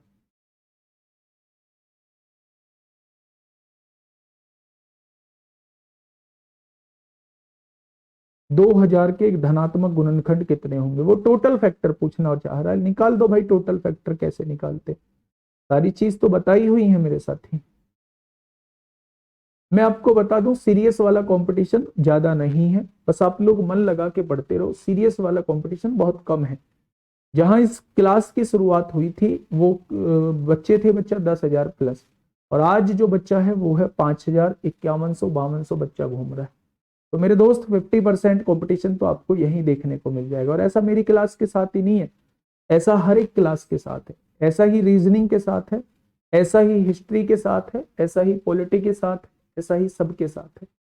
तो आप समझ सकते हैं कि 50% बच्चा तो जा चुका है, वो हिम्मत हार चुका है, वो दूसरे एग्जाम की किसी की तैयारी करने का सोच रहा है। और मेरे दोस्त बार बार ऐसे ही एग्जाम बदलते रहोगे, बार बार आउट होते रहोगे, जब तक अपने मन को बच्चा स्ट्रांग नहीं करोगे, अपने दिलो दिमाग को स्ट्रांग नहीं करोगे। हाँ मुझे करना है, जब तक आप हट हट हट, जानते हो गाँव में कहा जाता है कि भाई बहुत हट्टी है ये बालक, जिद्दी टाइप। तो जब तक जिद्दी नहीं बनोगे ना, जब तक जिद नहीं करोगे कि हाँ मुझे ये जॉब लेनी है, तब तक बेटा कुछ भी पॉसिबल नहीं है। अभी आपका गोल जो है वो कमजोर गोल है, थोड़ी सी तैयारी नहीं हुई तो उसे देख के ही आप लोग जो है वो हट जाते हैं कि नहीं करना। मेरी बात समझ रहे? तो मेरे दोस्तों पहले जिद्दी बनना है आप लोगों को, समझिए। 108 के कितने गुणनखंड अभाज्य है? 108 को कैसे लिखेंगे भाई? 4 से कटता है क्या? 4 से तो कटता है। तो 2 दूनी 4, 2 दूनी 4, 4 तिया 12, 12 तिया 36, 36 तिया 108।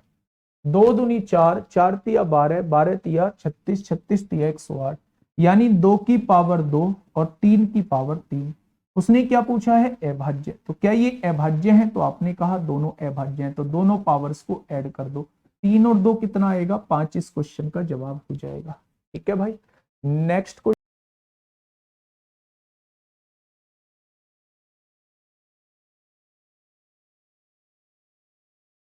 दो तीन क्वेश्चन बेटा योग के और बता दीजिए, फिर हम नेक्स्ट टॉपिक की तरफ चलेंगे। क्वेश्चन क्या कहना चाह रहा है?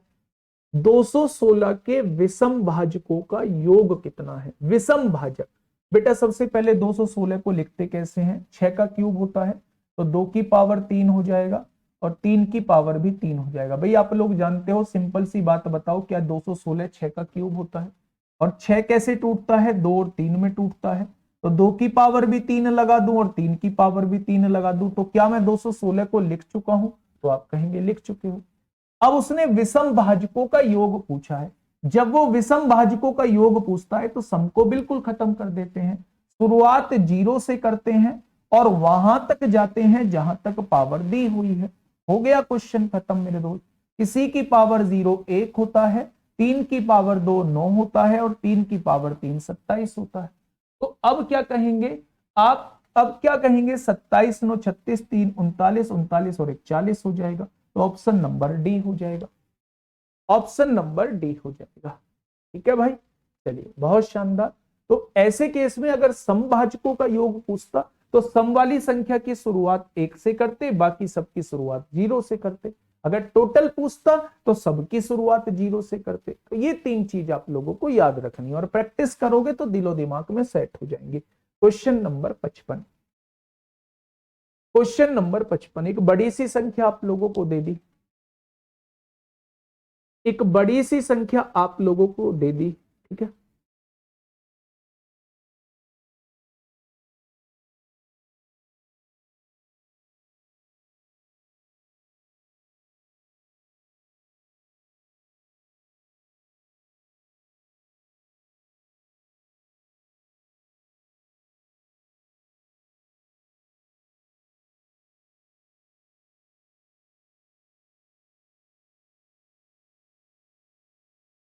बताइए। आपके सामने एक, सर ओड इवन को इंग्लिश में बताइए, बहुत कंफ्यूजन हो रहा है सम विषम का। ओड का मतलब विषम होता है, इवन का मतलब सम होता है। ठीक है भाई, ठीक है, चलिए। हाँ, ठीक। 1800 के सम गुणनखंडों का यानी इवन फैक्टर्स, बेटा इवन फैक्टर्स का सम पूछा जा रहा है। 1800, 18 को लिखेंगे कैसे, 18 गुणा 100, है ना। 18 को लिखिए 2 तिया 6 और 6 तिया 18, लिख दिया। 100 को लिखिए 2 दूनी 4, 4 पंजे 20 और 20 पंजे 100, आपने लिख दिया 1800। अब आप देखिए 2 कितनी बार है, 2 3 बार है, यहाँ पावर 3 लिख दीजिए। 3 कितनी बार है, 3 2 बार है, और 5 कितनी बार है, 5 भी 2 बार है। अब आपसे पूछा क्या है, इवन फैक्टर्स का सम पूछा है, सम गुणनखंड, यानी इवन वाले की शुरुआत 1 से करिए, इवन वाले की शुरुआत केवल 1 से करिए, बाकी सब की शुरुआत 0 से करिए। 3 की पावर 0, 3 की पावर 1, 3 की पावर 2 हो जाएगा। 5 की पावर 0, 5 की पावर 1 और 5 की पावर 2 हो जाएगा। क्वेश्चन खत्म हो चुका है। 2 की पावर 3 8 होगा, 2 की पावर 2 4 होगा, 2 की पावर 1 2 होगा। 8 और 4 12 और 2 14 हो जाएगा। आगे बढ़िए। 3 की पावर 2 9 होगा, 9 और 3 12, 12 और 1 13 हो जाएगा। आगे बढ़िए। 5 की पावर 2 25, 5 30 और 1 31 हो जाएगा। आगे बढ़ जाइए। तो अब आप देखिए 14 तिया 31 तिया 93 को 3 हासिल 9, 31 एकम 31 और 9 40, 403 की गुणा 14 में करिए। 14 दूनी 28, 14 तिया 42 होंगे, 14 चौका 56 होंगे। तो आंसर कितना आएगा, 5642 इस क्वेश्चन का जवाब आ जाएगा। क्या आ जाएगा मेरे दोस्त, 5644 इस क्वेश्चन का बिल्कुल सही जवाब आ जाएगा। हाँ, जिसके चीजें क्लियर हैं वो स्पीड बढ़ा के देख ले, ऑफलाइन देख ले, कोई दिक्कत नहीं। और ऑफलाइन देख नहीं ले, ऑफलाइन ही देखनी है अगर आपने पहले चीजें की हुई है, फिर लाइव लेने की जरूरत बिल्कुल भी नहीं है मेरे दोस्त, बिल्कुल भी नहीं है लाइव लेने की जरूरत। ठीक है भाई, चलिए, बहुत शानदार, बहुत लाजवाब। नेक्स्ट क्वेश्चन आगे बढ़ते हैं मेरे दोस्त। इस क्वेश्चन को बता दोगे तो मैं समझूंगा कि आपने दिल और दिमाग दोनों से समझा है इस फैक्टर्स के सारी चीजों को।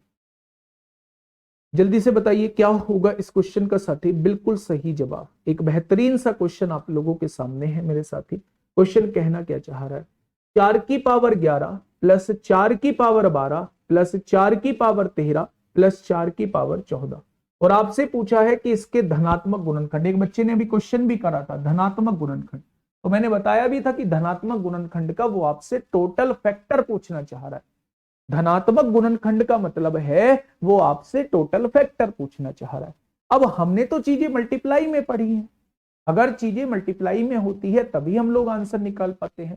तो मेरे दोस्त क्या करेंगे, 4 की पावर 11, ऐसे केस में सबसे छोटी पावर को हम लोग कॉमन ले लेते हैं। 4 की पावर 11 कॉमन ले ली, यहां कितना बचेगा, 1 बचेगा। यहां 4 की पावर 1 बचेगी, वो 4 हो जाएगा। यहां 4 की पावर 2 बचेगी, वहां 16 हो जाएगा। 4 की पावर 3 बचेगी, यहां 64 हो जाएगा। क्या यही आएगा बच्चे। अब आप एक चीज समझिए, देखिए अब आप समझिए 4 की पावर 11 है गुणा 64 और 16 64 और 16 80 और 4 84 और 1 85 हो जाएगा। तो क्या आप इसे लिख सकते हैं, 4 की पावर 11 को 2 की पावर 2 उसकी भी पावर 11 लिख दो। ठीक है, 85 को लिख सकते हो 5 गुणा 17, तोड़ लिया आपने अभाज्य के रूप में। यहां हो गया 2 की पावर 22 गुणा 5 की पावर 1 गुणा 7 की पावर 1, यही तो लिखा हुआ है मेरे दोस्त। अब आप एक चीज समझिए, आपको इसके टोटल फैक्टर निकालने हैं। अगर चीजें डायरेक्टली गुणा में दी हुई हैं तो फिर तो आसान ही है, लेकिन चीजें प्लस में देके पहले उनका मेन टारगेट है पहले उन्हें मल्टीप्लाई में चीजों को कन्वर्ट कर। ठीक है भाई, अब देखिए सब चीजें गुणा में दी हुई हैं, टोटल फैक्टर निकालने का तरीका, पावर में 1 बढ़ा दीजिए, 22 में 1 बढ़ाओगे 23 आएगा, 1 में 1 बढ़ाओगे 2 आएगा, और इस 1 में 1 बढ़ाओगे तो 2 आएगा। 23 दूनी 46 दूनी कितना हो जाएगा, 92 हो जाएगा। ऑप्शन नंबर डी इस क्वेश्चन का बिल्कुल सही जवाब हो जाएगा। क्या हो जाएगा मेरे दोस्त, ऑप्शन नंबर डी इस क्वेश्चन का बिल्कुल सही जवाब हो जाएगा। आप लोगों को चीजें प्लस में दी हुई थी, बस आप लोगों ने क्या किया, आप लोगों ने उसे किस में कन्वर्ट कर लिया मेरे साथी, मल्टीप्लाई में कन्वर्ट कर लिया।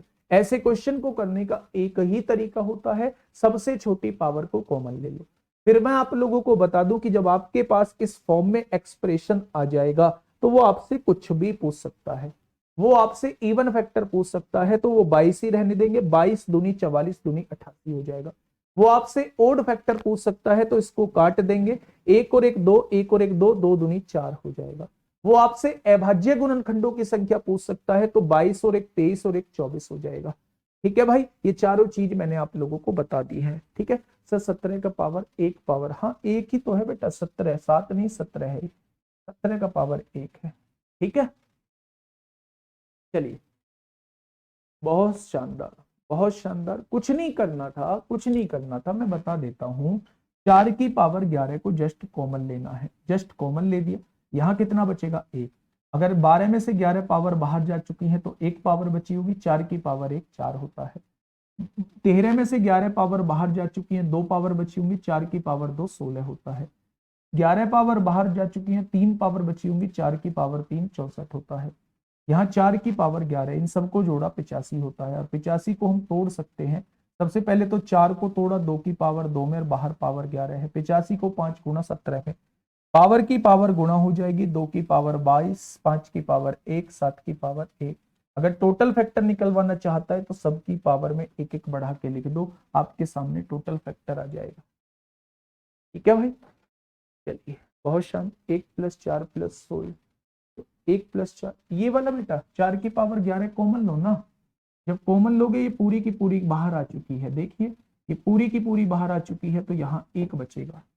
अगर इस पावर में से 11 पावर बाहर जा चुकी है तो एक पावर ही तो बची होगी, 11 तो बाहर ले चुका हूं, एक पावर बची होगी, 4 की पावर 1 4 होता है। इस पावर में से 11 पावर बाहर ले चुका हूं तो 2 पावर बची होंगी, और 4 की पावर 2 16 होता है।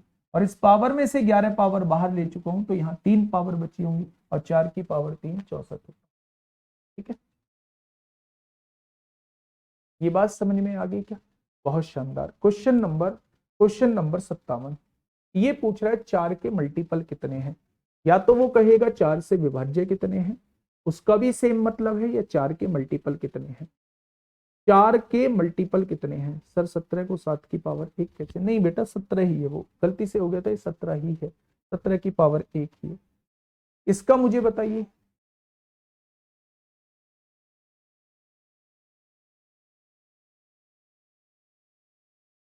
नहीं, सब्सट्रैक्शन में नहीं देगा। ठीक है, देखिए 196 के कितने गुणनखंड ऐसे हैं जो 4 से विभाज्य हैं। तो 196 कितना होता है? 14 का वर्ग होता है। 14 को कैसे लिखेंगे? 2 की पावर 2 और 7 की पावर 2। भाई 2 दूनी 4, 7 सत्ते 49, 49 चौक 196 होते हैं। ठीक है भाई, 4 से विभाज्य हैं, जिससे विभाज्य होने की बात कर रहा है उसको बाहर कॉमन ले लो। तो यहाँ कितना बचा होगा? यहाँ केवल 7 की पावर 2 बचा। इसमें एक बढ़ा दो, पावर 1 बढ़ाओगे तो 3 ऐसे गुणनखंड आ जाएंगे जो 4 के मल्टीपल होंगे। तो इस क्वेश्चन का जवाब कितना आ जाएगा? 3। इस क्वेश्चन का साथी बिल्कुल सही जवाब हो जाएगा। ठीक है भाई, चलिए बहुत बढ़िया, बहुत सुंदर। नेक्स्ट क्वेश्चन, 360 में 2 के फैक्टर कितने हैं ये मैं आप लोगों को बता चुका हूं। इस क्वेश्चन को आप इजिली कर लेंगे। एक बार HW डालिए इस क्वेश्चन पे मेरे साथी, HW डालिए। क्वेश्चन नंबर 59, हाँ फटाफट मुझे इस क्वेश्चन को करके बता दो। 2400 के ऐसे कितने गुणनखंड हैं जो 15 से विभाजित होते हैं या 15 के गुणज हैं। अब आपको कॉमन 15 लेना होगा। जिसके भी गुणज पूछा जाता है, जिसके भी मल्टीपल पूछा जाता है, उसका आपको वही कॉमन लेना होता है। कैसे भाई? 2400 लिखने का तरीका क्या आप मुझे बताओगे? 24 लिखने का तरीका है 3 दूनी 6, 6 दूनी 12, 12 दूनी 24 हो जाएगा। 3 दूनी 6 दूनी 12 दूनी 24। और 100 लिखने का तरीका 2 दूनी 4, 4 पंजे 20 और 20 पंजे 100। क्या मैं लिख चुका हूं 2400?